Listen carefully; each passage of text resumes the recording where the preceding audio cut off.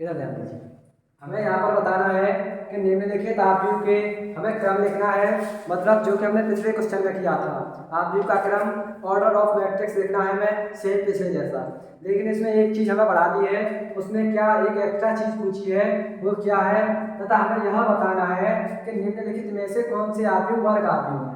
तो सबसे पहले तुम्हें ये पता होना चाहिए कि वर्ग आव्यूह होता क्या है। तो एक ऐसी आव्यूह जिसमें स्तंभों की संख्या और पंक्तियों की संख्या बराबर हो, वो आव्यूह हमारी वर्ग आव्यूह कहलाती है। स्तंभों की संख्या और पंक्तियों की संख्या कैसी हो, बराबर हो, वो आव्यूह हमारी वर्ग आव्यूह कहलाती है।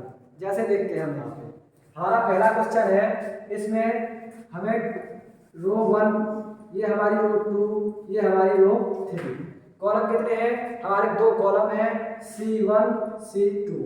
अब सबसे पहले हमें इसका क्रम लिखना है, इस आव्यूह का हमें क्रम लिखना है।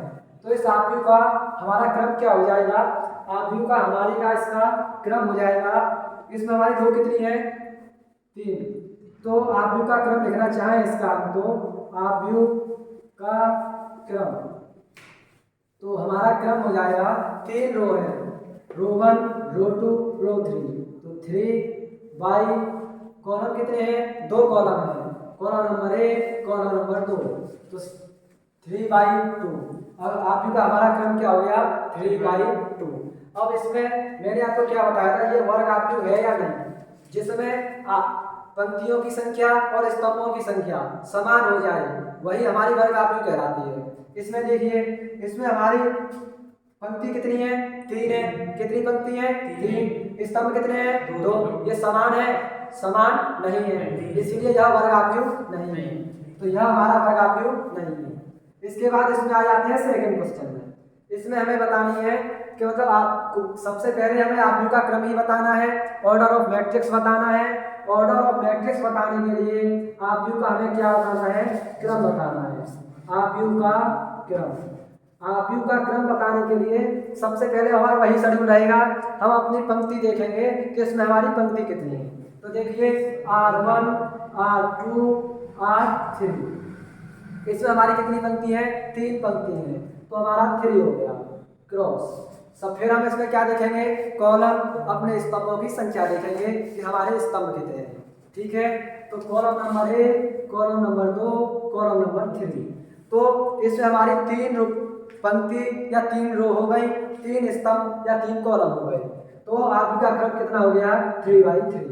अब एक चीज यहाँ पर देखिए, मैंने आपको बताया था कि पंक्तियों की संख्या और स्तंभों की संख्या यदि समान हो जाए तो हम उसे क्या कहेंगे, वर्ग आव्यूह कहेंगे। क्या कहेंगे, वर्ग आव्यूह। तो यहाँ पर देखिए हमारी पंक्ति कितनी है, 3, स्तंभ कितने हैं, 3, तो हमारा वर्ग आव्यूह हो गया या नहीं हो गया, हो गया। तो अतः यह हमारा एक वर्ग आव्यूह है। तो यहाँ पर लिख देंगे यह एक वर्ग आव्यूह है। ठीक है, उसके बाद हमारा नेक्स्ट क्वेश्चन है ये वाला, इसमें हम देखेंगे कि इसमें हमारी कितनी पंक्ति है, कितने स्तंभ हैं। आव्यूह का क्रम बताना है, तो हमारी इसमें केवल एक पंक्ति है R1, स्तंभ कितने हैं, C1, C2, C3। मतलब इसमें हमारी एक पंक्ति है, 3 स्तंभ है। हमारा ऑर्डर ऑफ मैट्रिक्स क्या हो गया, या आव्यूह का क्रम क्या हो गया, तो हमारे आव्यूह का क्रम हो गया, आव्यूह का क्रम क्या हो गया, कितनी पंक्ति है इसमें, एक पंक्ति है, 3 कॉलम है, तो हमारा आव्यूह का क्रम हो गया 1/3। ठीक है, और इसमें हमें वर्ग आव्यूह चेक करनी है। वर्ग आव्यूह का सीधा लॉजिक मैंने बताया था कि हमारी पंक्तियों की संख्या और स्तंभों की संख्या यदि समान है तो हमारा वह वर्ग आव्यूह, इंग्लिश में बोले तो स्क्वायर मैट्रिक्स होगा। ठीक है, तो हमारी इसमें पंक्ति कितनी है, 1, स्तंभ कितने हैं, 3, दोनों समान है नहीं, इसीलिए हमारा वर्ग आव्यूह नहीं होगा। तो इस तरह हमारे तीनों क्वेश्चन हमने देख लिए। ठीक है, उसके बाद हम नेक्स्ट क्वेश्चन देखते हैं, पहले इन्हें जल्दी इन्हें करिए।